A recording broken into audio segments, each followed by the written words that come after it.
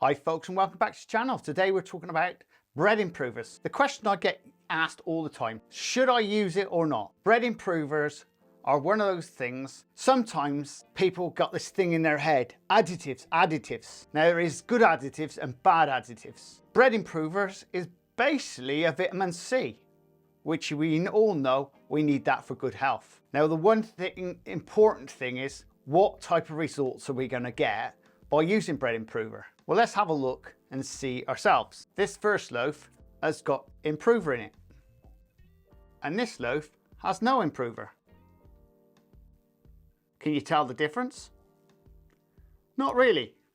There isn't very much in it. So the reason is there's not much difference between these two loaves is the quality of flour. Straight away, bread improver is designed for what I call rough and ready flour. That is what it was meant for. It's never been meant for good flour. In this loaf, I've got a Shipton Mill #1, and half of that is Canadian. So we're gonna have a good lift on it anyway. So really, to say it's good for that type of product, no. You can leave this on the side and it'd be perfect every day of the week because it's got good quality gluten in it. That's good quality flour. Now, if you bought flour from a supermarket, which is like the rough and ready stuff, and it said, I mean, you could probably get a kilogram of flour in a supermarket for like 50p. Now, it's going to be a very, very low grade. Now, this is where your improver comes in, and it helps to give that bulk. In fact, the improver helps to give it the actual volume. In fact, it tells the yeast, we want you to work a little bit harder. We want to get more growth in it. And that's basically what it does. The improver talks to the yeast, and it gives it more volume. It keeps it fresher, but it's got that extra little bits of sugar type things in it to actually make it work better. Even in this loaf, I've used 1% of the flour, give or take, and I didn't really need it at all. Now, if it was a supermarket product, you could have gone up to 2%. Now in wholemeal, it's a standard right across the baking industry. We use around about 2% improver in wholemeal because wholemeal is not very good stuff at all. In fact, it's diabolical stuff, to say the least. But white flour, you do have an advantage. Now in this little bit of footage, it's from a company, and now I've used them before, Bagels, and this tells you a little bit more about, because they manufacture this stuff, it gives you a little bit of drift of what this is all about. Because obviously, it's no point me going into a load of technical stuff, which I don't know nothing about. I couldn't give you all the technical reasons for this type of thing, but I can tell you what it's like. So have a little look at this bit of footage, and then we'll come back and see what you think.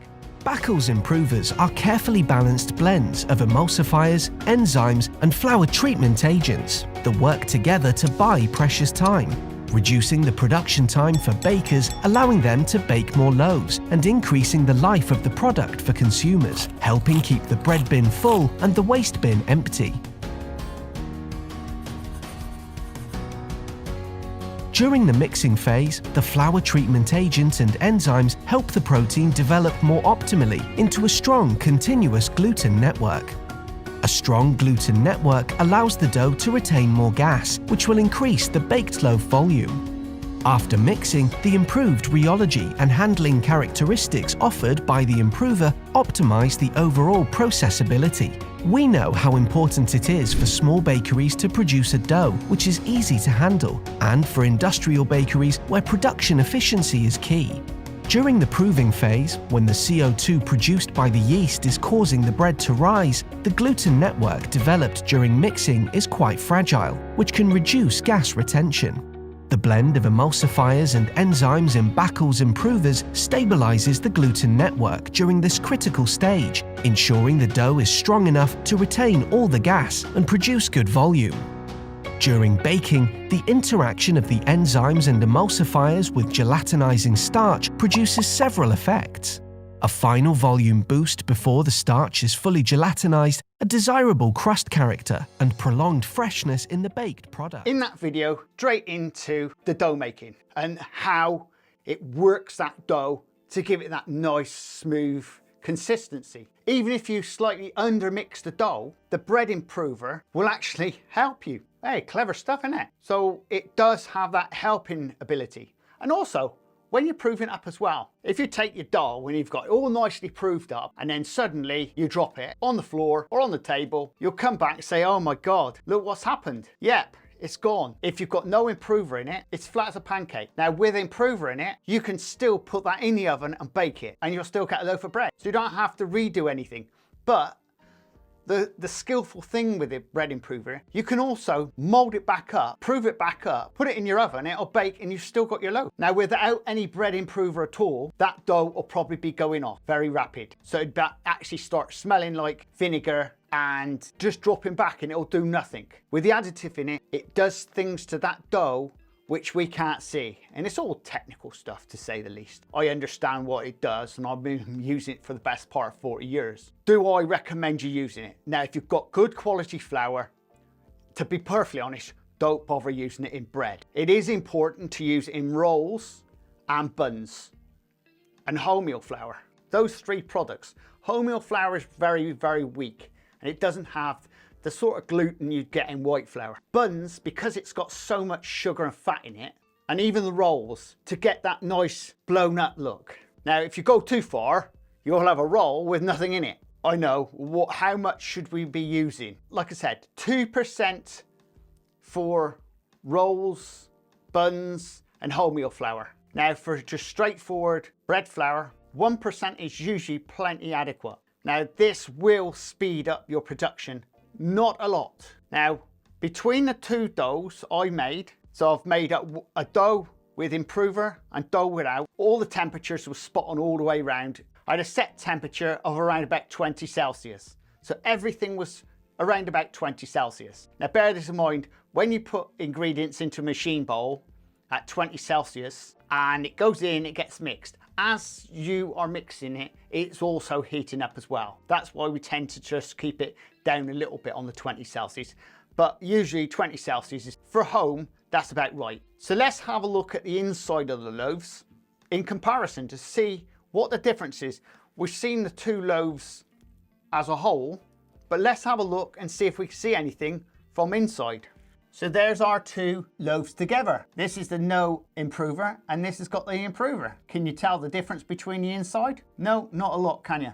And the reason is for that is because once again, it's the flour. Now, the thing is, which is going to last the longest? So generally speaking, if you're using a bread flour, which is really, really strong like this, the freshness in it is going to last a lot longer than the cheap flour. Okay? So there's another reason why you don't really need bread improver in better quality flour. Now, if this was a rubbishy flour, we'd be on the money. You could put it on the shelf and it would stay fresh for a lot longer than some without. Both of these loaves, you could leave on a shelf for 3 days, take it off, and it'd be still really, really nice after 3 days. But there is a limit to this product. Depending on the type of improver you're using, it also has an agent in it to stop it going moldy. This type of improver I use hasn't got that, so I'm afraid it will go moldy. Lots of variations of improvers. Now, this is one thing you must understand. We've got lots and lots of companies out there. I mean, I think I counted about 10 or 15 different variations of bread improvers on the net. Now, picking one is going to be a bit of a gold mine. Which is the best? Now, for bread, if you go for something which is basically a multi-purpose, you're on the money. And any of them are the same. But each one is going to have a better quality than the other. And I wouldn't like to say which one it is. Now, in the bakery industry, got to be 8 commercial ones I can think off the top of my head. Now, you can't buy that product from anywhere. You most likely get a nice friendly baker who will sell it to you. Not saying anything about that. Because on the side of the bags it says, not for domestic use. But then if you pop down to eBay and you have a check round, there's a lot of bakers selling this product to Joe Hunt in the street anyway. So you can buy practically anything on Amazon and eBay these days.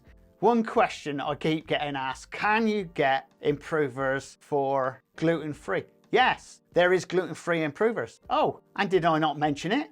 You can actually use bread improver in sourdough. People go, sourdough? No, there's no additives. But believe me, there is companies out there that are actually using an additive inside their sourdough. Our flours in the UK, I don't know about abroad, but here in the UK, the government puts a legislation down to put additives into our flour. And the same thing is, there's no difference for us eating an apple or a glass of fruit juice, which has got vitamin C in it, and all the other things. When you've got a bread improver, think of it as healthy. So the question is, should you be using bread improver? Of course you should be. If you don't want to use it, don't use it. But remember, if you're not using bread improvers, when you do your bulk fermentation, it does take a little bit longer. And even in the winter time, bread improver does speed up your bread. And that is a helpful thing in the winter months. There you go, folks. I hope you enjoyed this video. If you did so, please subscribe and please share, and don't forget to check out the description. I will put a few companies down there which do bread improvers. Now, I'm not guaranteeing they'll sell it to you. I can't really put a list of ones you can get off eBay and Amazon because I haven't got a clue as to what's the best one. And we'll see you again very shortly on the Crazy Baker channel. Laters!